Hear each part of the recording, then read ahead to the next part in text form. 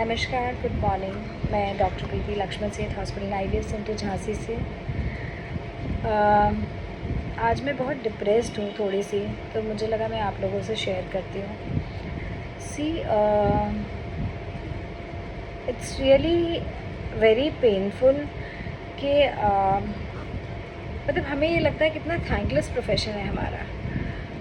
अगर किसी पेशेंट को कुछ प्रॉब्लम होती है, वी फील सो बैड।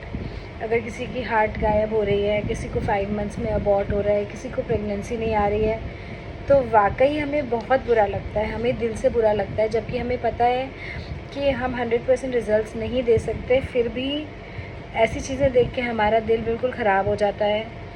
किसी काम में मन नहीं लगता, डिप्रेसिंग, बहुत ज़्यादा डिप्रेसिंग हो जाता है और एक अजीब सी फीलिंग आती है।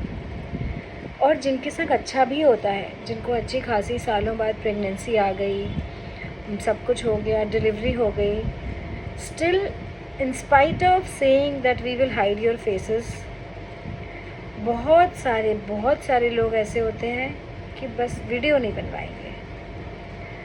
जबकि मैं कभी फोर्स नहीं करती फेस दिखाने के लिए। जिन लोगों ने फेस दिखाया है, I am really thankful for them. जो नहीं दिखाते हैं उनके लिए भी मैं थैंकफुल हूँ, बिकॉज उनकी अपनी कुछ प्रॉब्लम्स होंगी, अपनी कुछ मजबूरियाँ होंगी। लेकिन जो लोग ऐसे बिल्कुल ना एब्सोल्युटली सब कुछ होने के बाद भी कि बस वीडियो नहीं बनवाएंगे, चाहे आप पूरी बॉडी छुपा दीजिए फिर भी नहीं बनवाएंगे। It really hurts, it feels bad कि लोग ऐसे करते हैं। सी करता तो भगवान ही है, ये हमें भी पता है, लेकिन हम अपना पूरा 100% देते हैं, उसके बाद ही हमें रिज़ल्ट्स मिलते हैं। And it is not just about pregnancy, बहुत सारी स्टेजेस होती हैं, बहुत सारी चीज़ें होती हैं।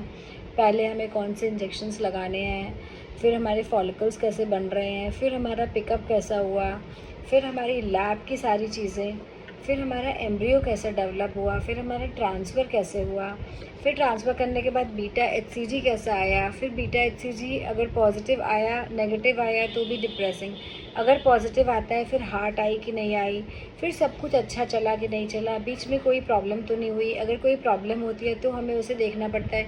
मतलब it's not an easy journey, it's a tough journey. और हम पूरा अपना मतलब मेंटली पूरे टाइम पेशेंट की चीज़ों के संग we are attached, we are really, हमें फ़र्क पड़ता है इस चीज़ से।